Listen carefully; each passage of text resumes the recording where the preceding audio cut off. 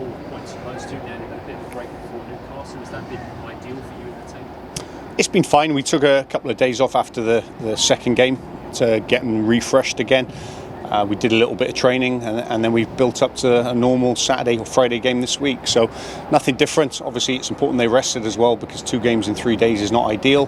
But that's part and parcel of the A-League this year. You mentioned the A-League this year. I've spoken before about the standard of things. We've seen after you beat one of the Mariners, they then have gone beat Sydney FC. Yeah. Does that mean that, I know every game is approachable, individually, but when you face Newcastle again, a team that just beat Wellington Phoenix, yeah. The standard is a bit higher? Well, I think the standard's high anyway. I think what you've had in previous years is probably Sydney or 1 or 2 other teams, flying away, getting off to a good start. And I think this year what's happened is it's shown in the first 4 rounds that any team can beat any team on their day.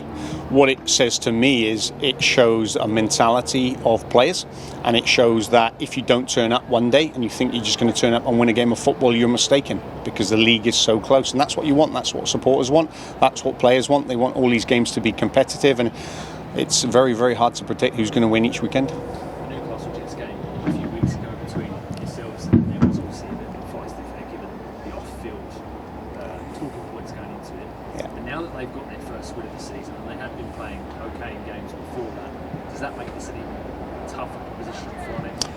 They're a good team. They've got good players. I think there was a lot of nonsense that was being spoke about because, from the first game to 2 weeks later where we are now, I think things come out in the wash, and I think that it is clear now.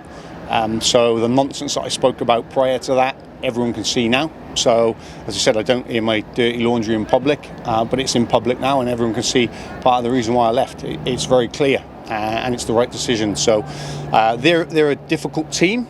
They're a good team, but so are we. We've got good players. We've got a really, really good squad.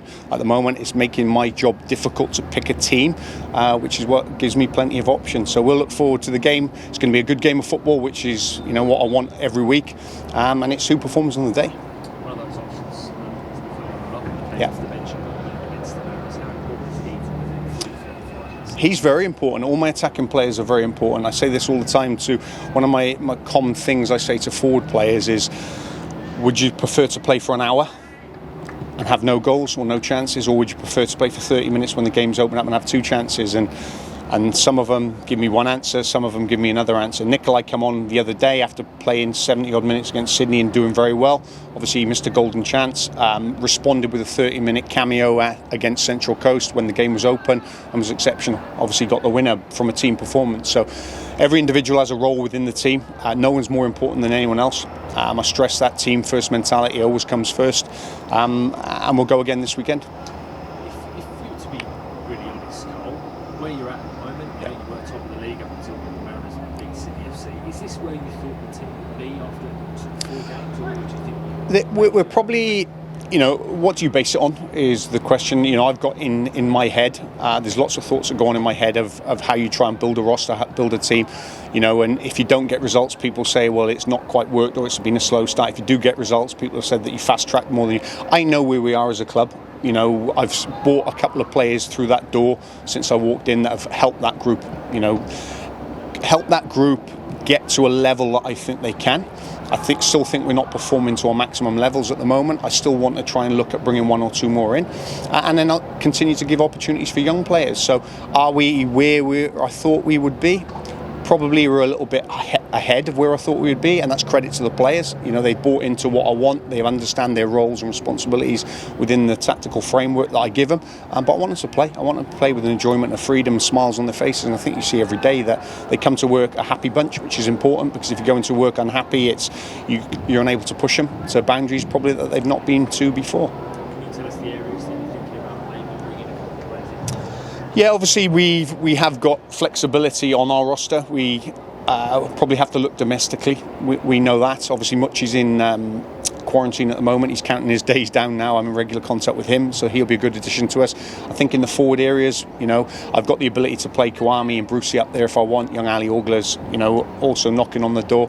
But if I believe that I can strengthen an area of the team with a player that can come in and help the group, then I will. And if that means that obviously it's upsetting someone, that's not my job, is to upset someone. It's to make this group better, because when it gets into the nitty-gritty of the season, which it will, Saturday, Wednesday, Saturday, Tuesday, which is common in England, but probably not so common here, but because of the condensed schedule it will be, you need a squad. So as I said, I need 20-odd players, 22-odd players that are ready to play and perform, and I'm slowly building that. Just finally, Simon Cox, obviously, confirmed yourself always had to Yeah. make a decision. From a football perspective, that's obviously a big boost for you that he's wanted to stay with. It is. Listen, it's a massive decision, and that's credit to Cox. He's a great lad, we know that. I've got an 18-year-old daughter who lives in Vancouver on her own at the moment, so I understand what he's going through with his wife and his girlfriend, fiance, whatever she is, and his first child. And he had to make that decision, and I respect it, and I supported him either way. Obviously, now he's done that, I'm sure he's had a lot on his mind over the first month of the season, which is normal. And now he'll get back to playing free, football, which is what he's paid to do. So we're here to support him, me and the club and the group of staff that we've got here. Anyway, anything that happens, but it's a good decision because obviously we're happy that he's still with us.